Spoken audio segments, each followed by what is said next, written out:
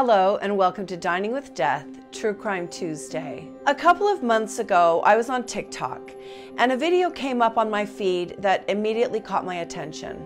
The TikToker said he was a reporter and that he had spent several years of his life investigating an unknown cult, a very dangerous cult in which both children and adults were being abused. When I had time, I sat down and spent over an hour watching all of the videos on this TikToker's account. And when I was finished, I knew that I wanted to help this journalist spread the word about what is happening. I contacted the owner of that account, and he and I have been working together over the course of several weeks to bring you this episode. This is something very new for me, and it's been a little stressful because this TikToker has felt threatened on more than one occasion because of his work regarding this group. As you'll see in this episode, he has gone to great lengths, some would say extreme lengths, to alert authorities about what's happening. I'm not thrilled at the idea of being threatened or opening myself up for scrutiny, but when I saw one particular video on this account involving children, I decided it was too important not to talk about it. As you know, if you watch this channel, I do episodes on cults. It's a subject I find very interesting, and I know many of you do as well. This video will be very different from my other episodes. This is not only an ongoing situation, a real-time situation, but also one in which many of the things we will be talking about today are still in the allegation phase. So I need to be very, very clear, and I will continue to clarify as we speak, that many of the actions, the behaviors we will be discussing today are merely accusations. So buckle up, my friends. I am going to try and explain everything we know as best I can. This is the story of the cult known as the Body. Let's get into it.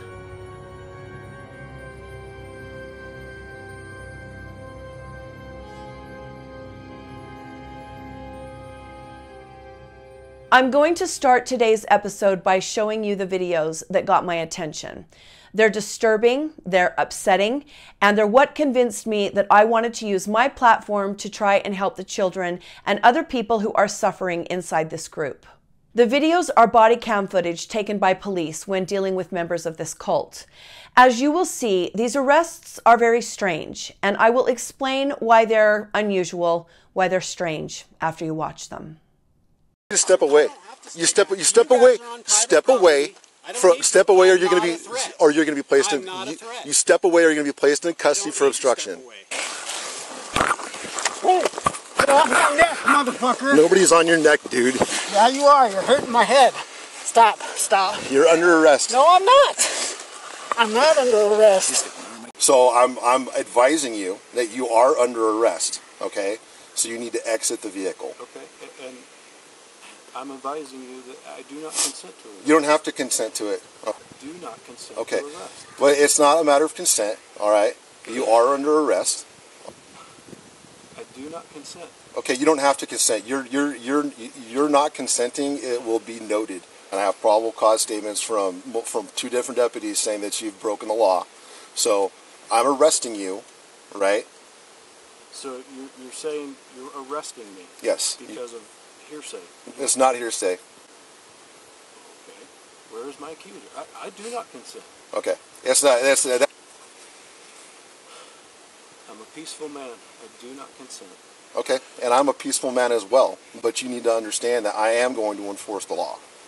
Okay. So you need to step out of the car. I will not resist you. Okay. But I do not consent. Because you are under arrest. I do not consent to it. You don't have to consent to it. I'm not asking you to consent to it. You are asking me, and I do not consent. Well, I don't want to have to use force to affect this. I do not consent to arrest. I am preserving my rights in a higher court. Your first judicial day, man. Yes, and I understand my rights. Mm-hmm. I do not consent to arrest. Wait, you understand that? I do not consent to arrest. Where's your car, Randy? The cuffs aren't necessary. The cuffs aren't necessary. As comfortable as possible. The cuffs are not necessary. Now, as you heard, both of the men in those videos, who are both allegedly members of this cult, are claiming they are not under arrest and they do not consent to being arrested. What are they doing there? Why are they saying that? These cult members claim to be sovereign citizens. What is a sovereign citizen? There is and has been for a very long time a small political movement in America in which people claim to be sovereign citizens. They believe, erroneously, that by claiming sovereignty from the American government, that they are not subject to laws of the land. These people do not pay taxes. If they do, they only do so when they're forced to under threat of imprisonment. They believe that the government is not only tyrannical, but unable to legally enforce the laws by which the rest of us live. These people clog up the court systems with piles of paperwork. They abuse people. They have even murdered people, and they claim nothing can be done about it. These claims have been tried in court over and over and over, and they never pass the smell test. This belief system is founded on a ridiculous conspiracy theory. These people believe, they claim to believe, that after the Founding Fathers set up our legal system, our government, that the laws written by the Founding Fathers were secretly replaced. They believe they were swapped for a set of rules that apply only to the oceans, the Navy. We don't have time to go into all of this today, but it's bonkers. So they say because we are all living under a false constitution, none of the laws that have been written or legislated since the founding of this country, since this swap took place, are legal or enforceable because they were written under a false constitution. I so wish I was joking. I really wish I was joking. We won't get into the nitty-gritty of the way our legal system is set up, but this argument never ever works. If you remember the shoe bomber, the man who boarded a flight with bombs on the bottoms of his shoes, he's the reason you have to take your shoes off now when you go through security. At his trial, he told the judge that the laws of America don't apply to him, and the judge delivered a now famous stinging rebuke of that claim.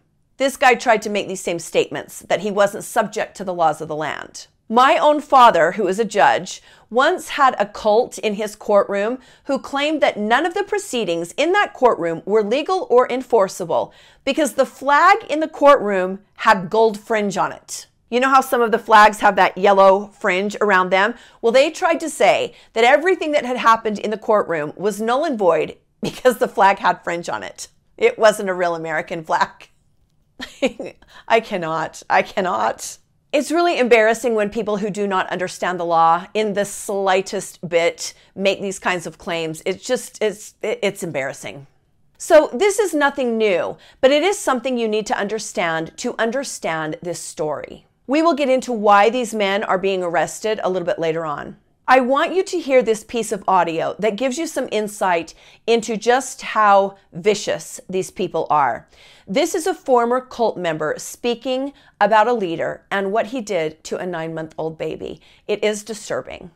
It's just a baby. He was probably 9 months old, and he was just sitting there in his high chair, and he was kind of babbling, while we were praying, and all of a sudden Mark hauls up and backhands him across the mouth, bloody as his lip, his head snapped back, and I went, holy smoke. Every time I hear that, I want to take a few good guys with me and just find this guy, a baby, a little baby in a high chair, sitting there doing nothing. Sometimes I hope I'm wrong. I'm not a religious person. Sometimes I hope I'm wrong and there is a hell. But what really matters to me is that people like this get theirs while they're living. Next, I want to show you another clip. It's also a little bit disturbing. It's a clip of officers arriving at a home to remove a child from that home. A child that is in the custody of cult members who have no legal claim to that child. The child was not legally adopted. And this is the crux of why I wanted to get involved. There are children being traded around, taken from members who are kicked out of the cult and then given to other people. It's all just incredibly disturbing. Stephanie, I can hear you. We have a writ from the court says we can kick in this door if we have to. I don't want to do that. Let you trespass my property.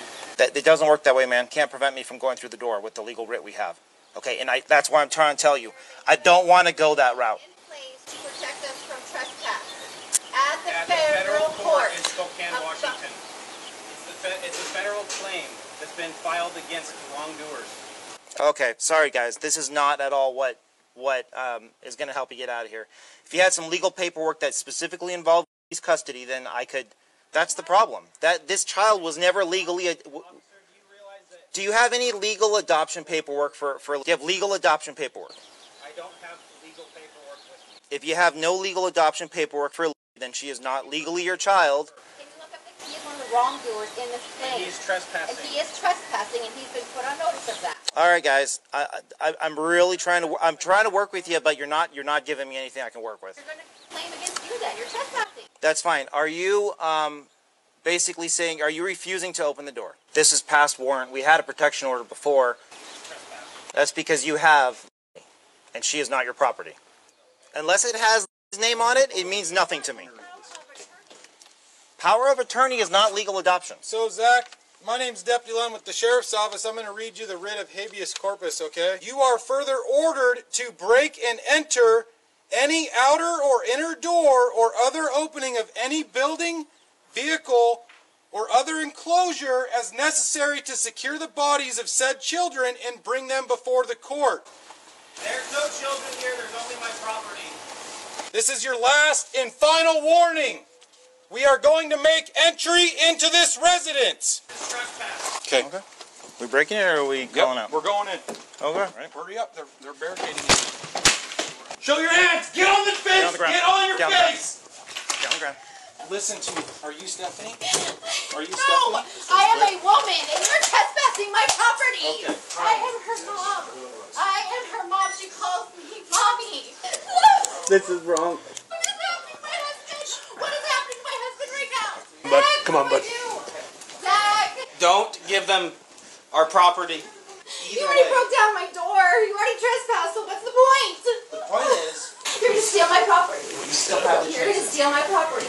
She's not your property. First of all, she's not I adopted. am her mom. This is power of attorney. I am She's not her adopted. mom. Ask her who her mom is. Ask the girl who her mom is. This is the most evil thing ever. Who does this? She's not legally your child. That's. If you guys had adopted her back then, that would be completely different. Excuse me, whatever you I'm want not to do, accusing but you. I'm not in a cult. No, that's all I know is that you guys are part of the group. I don't know any more ins and outs or What kind of group? I was told you guys were part of a group and that you What guys... kind of group? I don't know. What's going to happen is going to happen as far as her going and spending the night somewhere else and being in court tomorrow. That's going to happen regardless. So the I question do is, not consent. and you don't have to. I'm just trying to get some more people. Dude, I think we should probably get this child in custody now.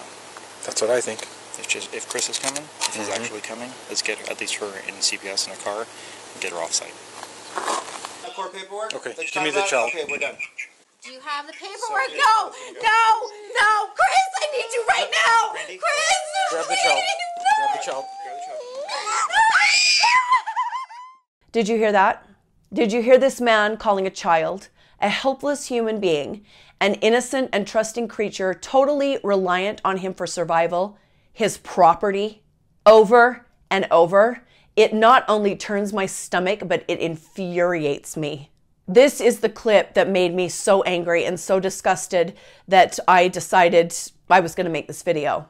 I want to help get the word out because I want to shine a light on this and create awareness.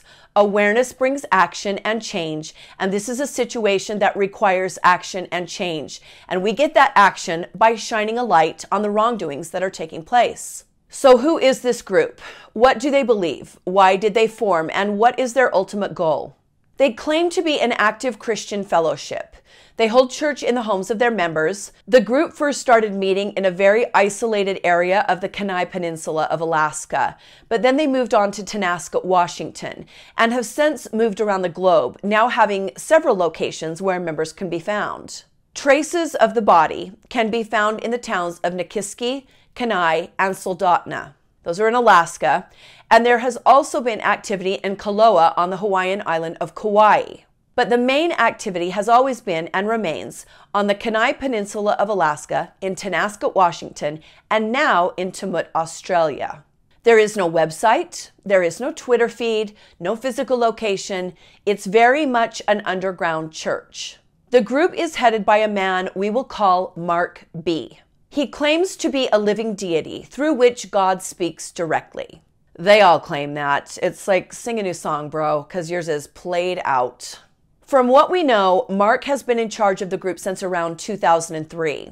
Now, a lot of cult leaders claim to be deities, claim to have a direct line to God. That's the absolute least disturbing part of what's going on in the body. Here is a clip of Mark B. calling God Daddy and explaining that he is the son of Daddy and what Daddy has told him, and oh my hell, I cannot. No, Daddy, not Jesus, Daddy told me.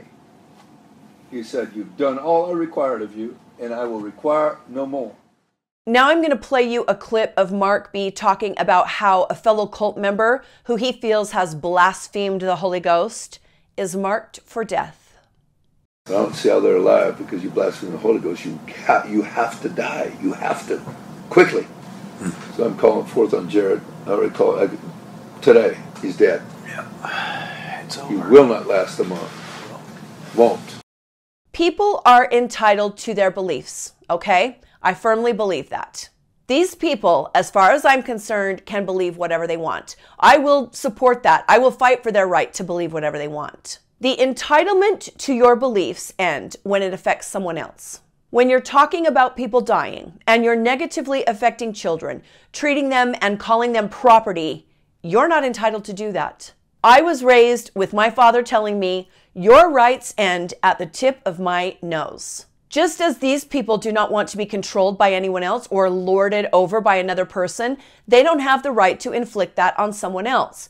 And when people are stuck in a situation they cannot get out of, it is our responsibility to help them. That's what separates us from the bad guys. We step in, we help, we care, right?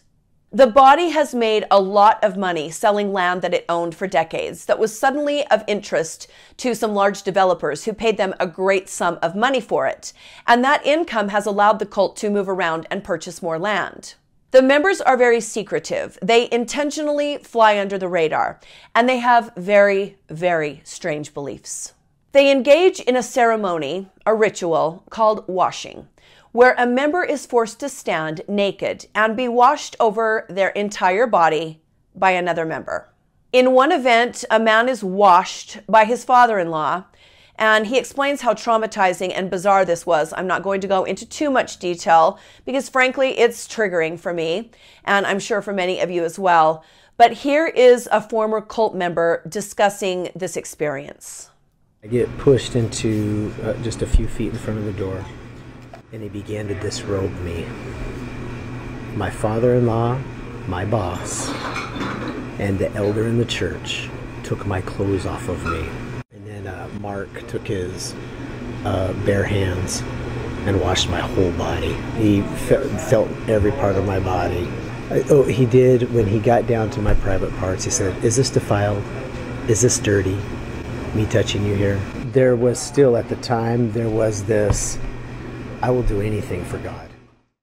The most disturbing thing that's happening is the fact that children are being born into this and traded around and called property and being treated as if they have no rights, which is absolutely asinine.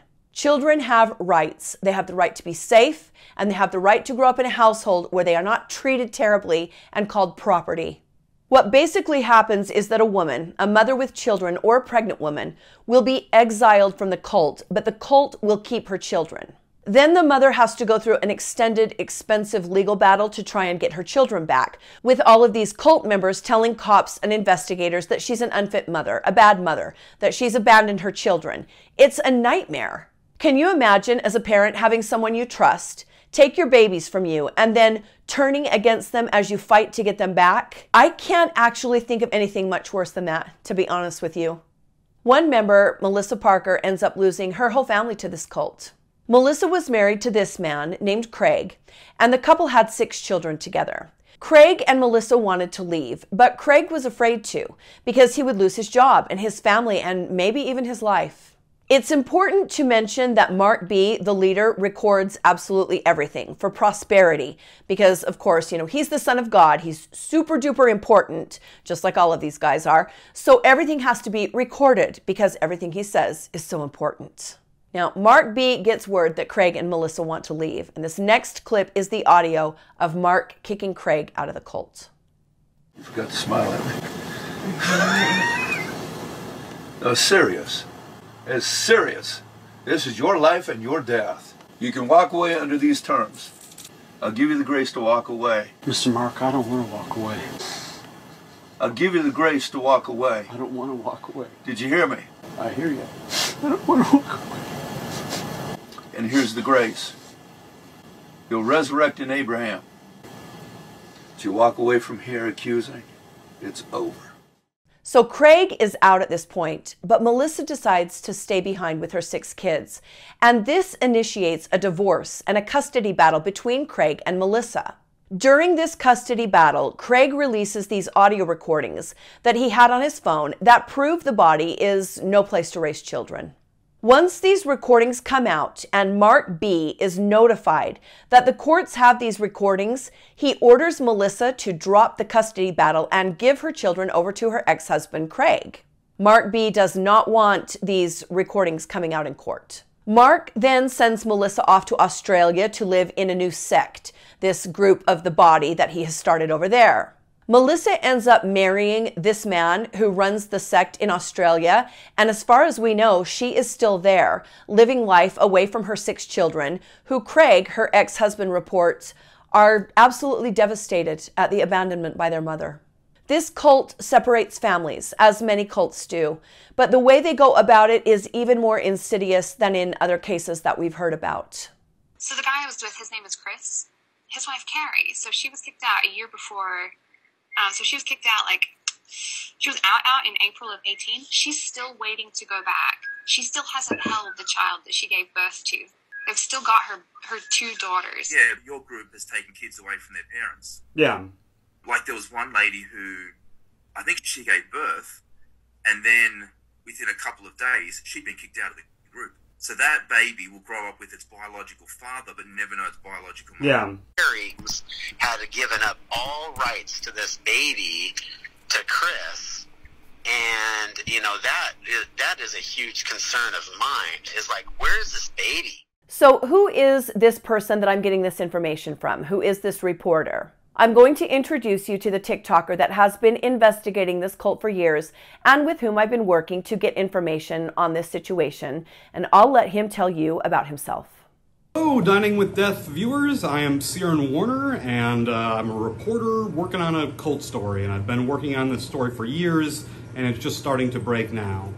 I guess the first question here was, where did this story come from? And I guess I never sought out this group in the first place. I never was looking for a cult story. It sort of found me. I was a reporter in Minneapolis at an alternative weekly called City Pages, where I wrote for nearly 13 years. And in 2016, there was a murder story that I got wind of about a guy from my city who went to Alaska and was murdered in Alaska. And it just seemed like this crazy story. It didn't make any sense. There was this brutal murder, and this rich kid got 2.5 years in prison for it, and which was just an extreme result. And I followed that story. I sold it. I followed it for years. It was at least 3 years before I actually published it. And in the process of reporting on that story, I had this source, this very religious source, who told me she knew everything about the story and that she would give me information if she trusted me. And we talked all the time. And at some point I heard, relaying some of the information she gave me, that she was in this cult. And I didn't believe it. I thought it was silly. But this person, my source, became a bigger and bigger part of the story. In 2018, I talked to another reporter who told me that this woman had been investigated and that it was a cult story. I heard that there was this cult, and I really trusted the reporter, so I knew it was true.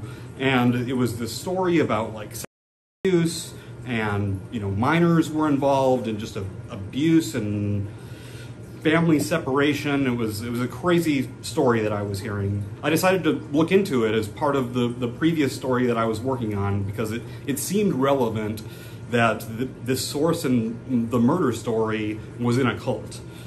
I ended up not publishing anything about the cult the first time around. And then in 2020, during the pandemic, I was reviewing some of my files about the cult and realized like there was this massive tragedy that was taking place, and that, you know, I needed to dedicate myself to this. And the newspaper that I typically wrote for went under in the pandemic. So I just started working on this story independently and putting information out there, putting videos out there. And then this year, 2022, I put out a documentary called The Land of the Body on YouTube. I mean, as good of a product as I could put together in 30 minutes. So the body moved from Alaska to Nantucket, Washington, with a little retreat in Hawaii in the middle. But people in Tonasket definitely didn't know about the body. People in Alaska, they responded to the video because they had heard about it, or, you know, it was just an important part of like lore, rumors about this cult for years. And then, so I put out the video and I put something in there about this guy, Chris, and this company that he had in Washington. And less than 2 weeks after I put out that video, the company dissolved. And another 2 weeks after that, he was arrested. Children were rescued. There were, you know, these claims of abuse seemed valid. And this woman that I'd been looking into, who sort of fell off the map, and after she was kicked out of the body, showed up and took her kids back. And that was just a huge game changer. And I guess that's the sort of the nutshell, shortest version of the story I can imagine. Now, there's something you need to know about Syran. I want to be transparent about this. I was a little concerned when I heard this at first, I won't lie. When I heard about the lengths that Syran had taken this to try and get the FBI involved and try and alert authorities about what was happening, I wondered, you know, is this legit? Is he all there? He went to great lengths and risked his own freedom to get the FBI involved. And I'll just let him explain for himself what he did. Another thing that we want to talk about here is the Mitch Mcconnell FBI story. Everybody wants to know what that's about. So back in 2020, I got all this like deluge of new documents about the body, new recordings of Mark, interviews, people were telling me they were abused, and I started calling law enforcement. And part of it was because this woman, Carrie, had abandoned these kids that were just rescued, and something needed to be done. So I started calling local law enforcement in Alaska. I called law enforcement in Pennsylvania, where Carrie was, and I started calling the FBI because this is like interstate crime. There's international crime here too, because there's money going to Australia. There's a little sect in Australia, and it just seemed really important to get law enforcement's attention, and I was getting nowhere, especially with the FBI. I just like was coming up empty. And I sat down one night and I was just like, whatever it takes, I'm just gonna keep calling the FBI until they give me like an email address or something where I can at least just like send this information, send audio files, send, you know, this is what I'm calling about. And they just would not give me an option to send these files, and I got hung up on multiple times. And then the last time I got hung up on, I was like, mother, I am going to make you listen to me. So I decided to call and report myself, and in about 2 minutes I came up with this plan that if I was going to commit a crime, like an imaginary crime, where they would come and take information off my computer, I wanted the crime to be fun. So my plot was an assassination of Mitch McConnell. I plotted to assassinate Mitch McConnell, and I also brought up Donald Trump's name in that call, because I guess, you know, I really don't like Mitch McConnell, and I was just feeling it when I was on the phone and just like sort of making up the story as it went. And I was recording all my calls to law enforcement, so obviously I recorded that, and later on I went back and listened to it after I met with the Secret Service, and it was funny. It was funny, and I didn't get in trouble. I didn't get arrested. Nobody was harmed. Mitch McConnell, thank God, was not harmed. And it's just like a interesting, weird element of this story. So just to be clear, I actually did a little looking into Syran, and he's okay. He's above board. He's just very passionate about drawing attention to this ongoing situation. And although I would not recommend going about it in the way he did, he was very lucky, and the investigators quickly realized what his ultimate motivation was, and he was not charged. Don't do that. You know, you never know, your outcome might not be the same as his. So again, this is not something I would recommend doing. But you really have to appreciate his passion and his dedication, right? I sure do. Now, my friends, I hope you're not waiting for this to be tied up in a neat little bow, because that is definitely not happening. There is no end to this story as it's ongoing. As I understand it from Syran, this is what I've been told, there is going to be a national news story that breaks on this cult in July of 2022. So at first I was like, should I wait and see if that happens? But I decided to go ahead and just post this when it was scheduled to post. And I'm going to keep monitoring this situation, get as much information as I can. Syran is really my only contact, but I want to help him in any way I can. We don't know how the kids are doing or where their parents are in some of these cases. And we don't have the satisfaction of knowing that the authorities are on top of this, that they're doing what needs to be done to protect these kids and get them away from their abusers. I just knew as soon as I heard about this that I had to share it with all of you because you're my community, and I knew that you would want to know what was going on. All right, my friends, there has been a development. I finished this episode, I loaded it onto YouTube, I scheduled it to post like I always do, and then one of the alleged cult members, came out and spoke. I'm now going to show you a video of Melissa Parker herself. I feel like it's only fair that I show this. If I had a video from Mark B or from Chris, I would show that as well. It's only fair in these situations to let everyone have a voice, and that's what I intend to do. So this is a little short video of Melissa giving her side of the story regarding her ex-husband. She does not in any way address any of the allegations of child abuse or the things that we have seen with our own eyes on police body cam footage. But again, I feel it's only fair to include this in this video to give everyone a chance to have their voice. Hi there, this is Melissa. I'm the Melissa Parker who grew up in Nikiski, Alaska, and I'm here to tell my story. I have heard rumors and seen some for myself of others going on social media and talking about me. They've been trying to tell a story about me, but they're getting it all wrong.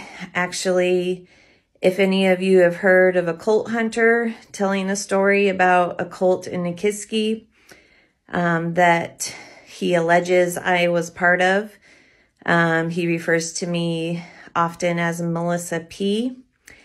That man, he is all wrong. Either he's been fed completely wrong information or he's flatline. My guess is it's a combination of both. Apparently the man that I was married to for nearly 20 years, he talked to this cult hunter man. I'll call the man that I was married to Mr. L. And he also has been lying. And I'm here to set the story straight. I have more things to say, but for now I will say, I have never been a part of a cult. I have never been manipulated or controlled really by any person in my life except for the man that I was married to. He invented the idea that me and my family and close friends that I did home Christian fellowship with, he said that we were a cult. And the reason he did that is because he has a criminal past that should put him in prison because of the things that he was caught doing. Now, whether he ends up in prison or not is beside the point. He has went on a crusade to hurt me and the people that I am close to, and it has to stop. It's been 7 years since I divorced this man to save my life ultimately, and he just shows no sign of stopping. So I am here to set the story straight. I am not in any way part of a cult, and there is no such thing. The idea of a cult story in Nikiski is false. Again, I want to be very, very clear that a lot of the things in today's episode are allegations. I actually wish that Mark B would come forward and tell his side of the story. I firmly stand behind people's right to believe whatever they want. But if they're hurting children, something's got to be done. If they're hurting adults, something's got to be done.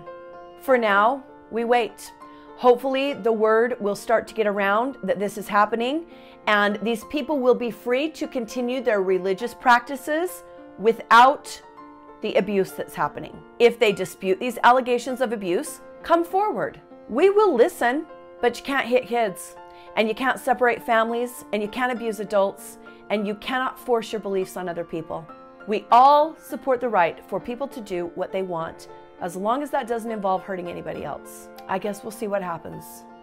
Thank you for joining me today on Dining with Death, True Crime Tuesday. This was a tough episode, a little bit disturbing. Like the video if you liked the video, and subscribe to my channel if you'd like to see more from me. You can also join my Patreon. That helps me immensely, and we have the ultimate goal of raising money to donate to departments that have cold case DNA sitting in storage that needs testing, but there's no money to test it. If you join my Patreon, it helps us reach the goal of donation. Stay safe and be kind to each other, and I'll see you next time on Dining with Death. Bye.